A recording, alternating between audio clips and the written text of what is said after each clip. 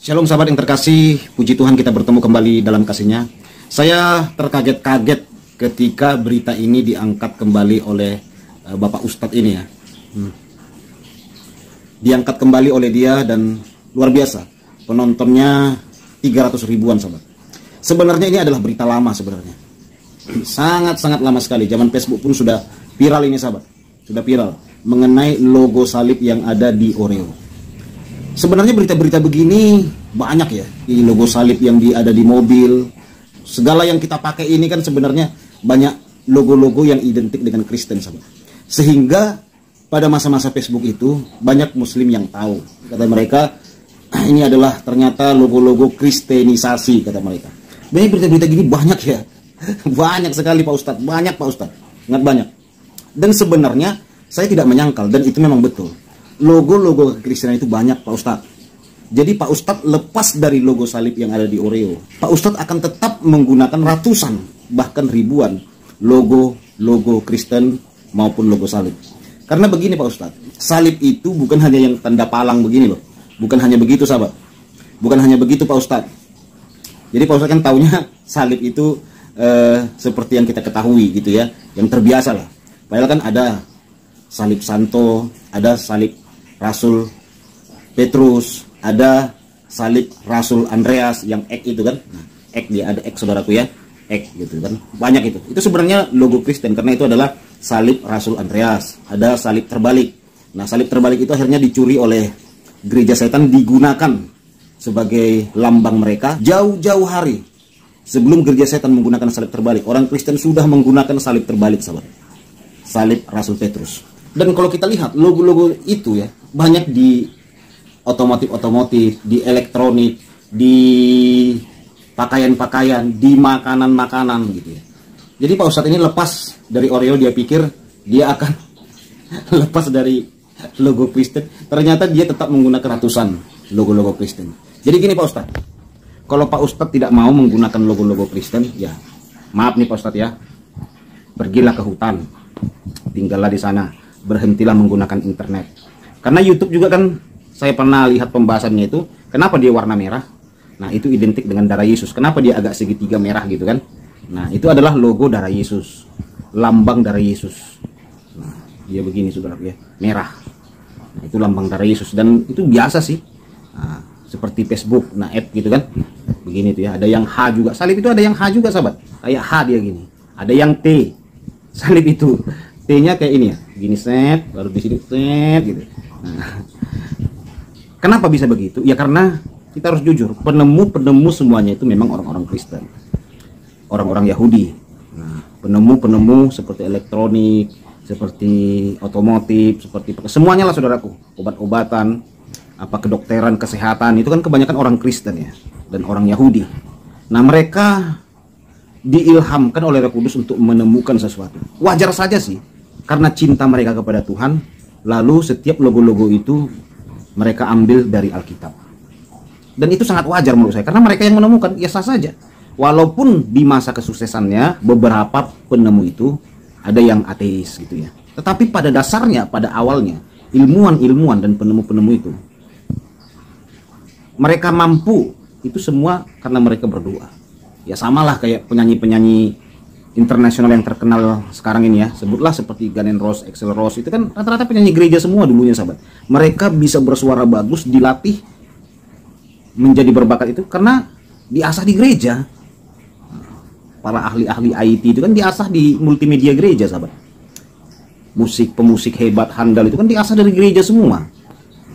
Ahli-ahli di gereja itu multimedia udah dipelajarin gitu. Ada pelayanannya, pelayanan multimedia. Itulah hebatnya gereja sahabat, hebat gereja ini. Jadi penemuan-penemuan gitu kan. Jadi sekolah minggu pun sudah diajarkan meneliti, menemukan sesuatu gitu. Bukan ngomong-ngomongin agama orang di sekolah minggu, enggak. Contoh begini ya, nanti ada perlombaan ciptakan lagu gitu kan. Anak sekolah minggu udah diajarin menemukan sesuatu, menciptakan sesuatu. Anak sekolah minggu kita udah diajarin begitu sahabat. Makanya jangan heran anak-anak sekolah minggu Kristen itu cerdas-cerdas memang. Jadi mereka menemukan itu lewat mereka berdoa, wajar saja. Karena mereka mendapatkan semua itu karena kasih karunia Tuhan. Jadi setiap simbol-simbol logo yang mereka temukan, mereka ambil dari Alkitab.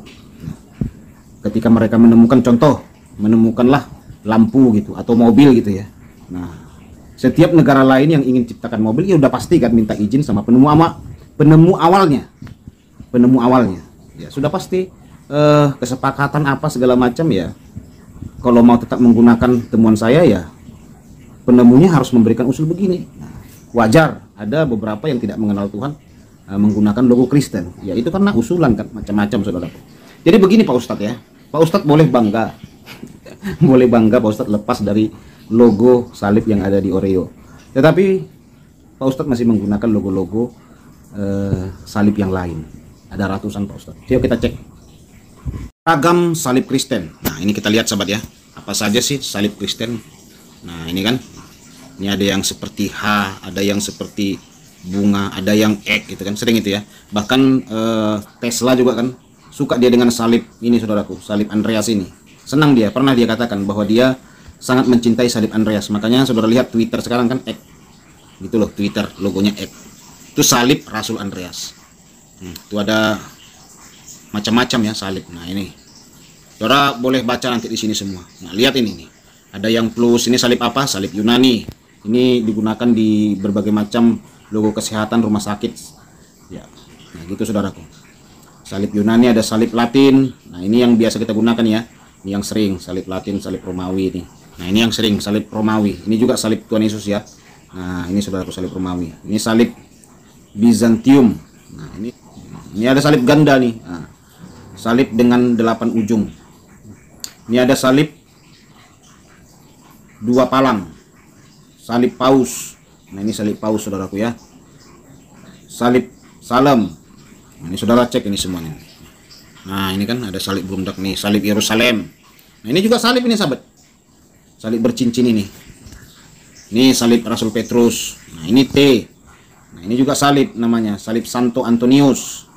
Nah, ini pasti sering kita temukan di logo-logo merek apa ya, kendaraan atau otomotif atau elektronik gitu. Sering kita temukan karena penemunya itu orang Katolik ya.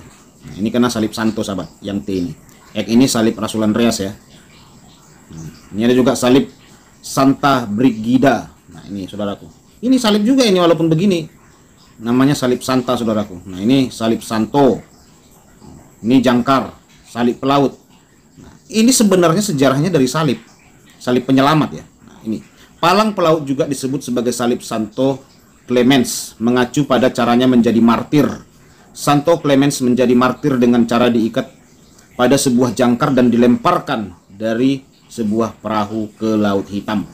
Jadi ini di gereja jangan heran saudara ada jangkar begini, bukan itu mengolok-olok atau menghina sahabat, tetapi itu sebuah lambang kekristenan, salib jangkar, salib penyelamat namanya saudaraku. Nah gitu saudara ya. Nah lanjut lagi nih, salib pektoral.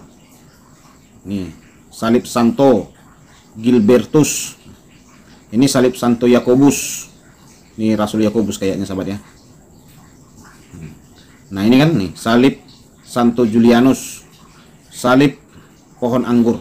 Kenapa macam-macam salib sahabat? Karena macam-macam hukuman atau martir yang dialami oleh para rasul-rasul ya pada masa itu. Ada yang diikat terbalik, ada yang disalibkan cara melingkar gitu, ada yang dibuang ke laut gitu, dilemparkan pakai jangkar gitu. Setelah zaman Yesus itu tidak identik lagi dengan palang sahabat, tetapi identik dengan penderitaan. Makanya jangan heran orang Kristen ketika mereka menderita dikatakan pikul salib. Jadi penderitaan itu adalah salib. Makanya martir-martir daripada pengikut Kristus itu apapun hukumannya disebut dengan salib. Nah ini, saudara cek ini banyak ini sahabat. Ini salib juga ini. Salib Santo Florianus. Nah, salib Santo Florianus, Santo Pelindung Pemadam Kebakaran, sering tertukar dengan salib Malta, misi dinas pemadam kebakaran. Nah ini saudaraku, ini kan.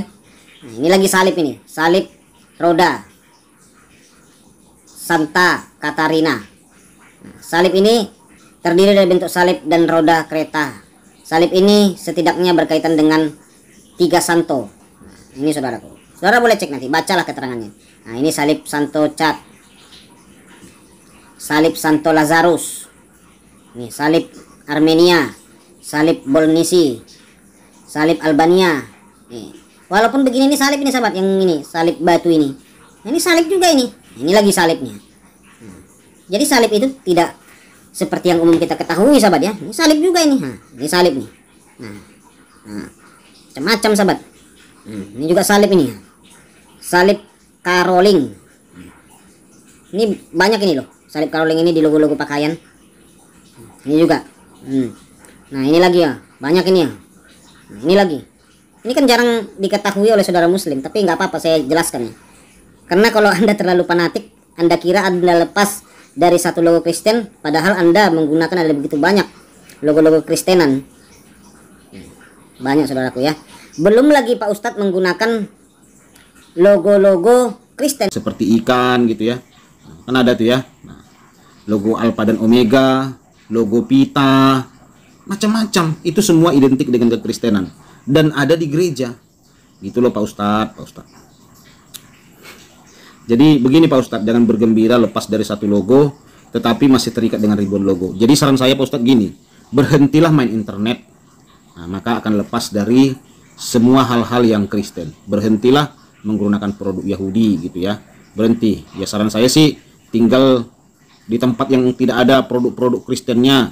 Nah, gitu Pak Ustadz.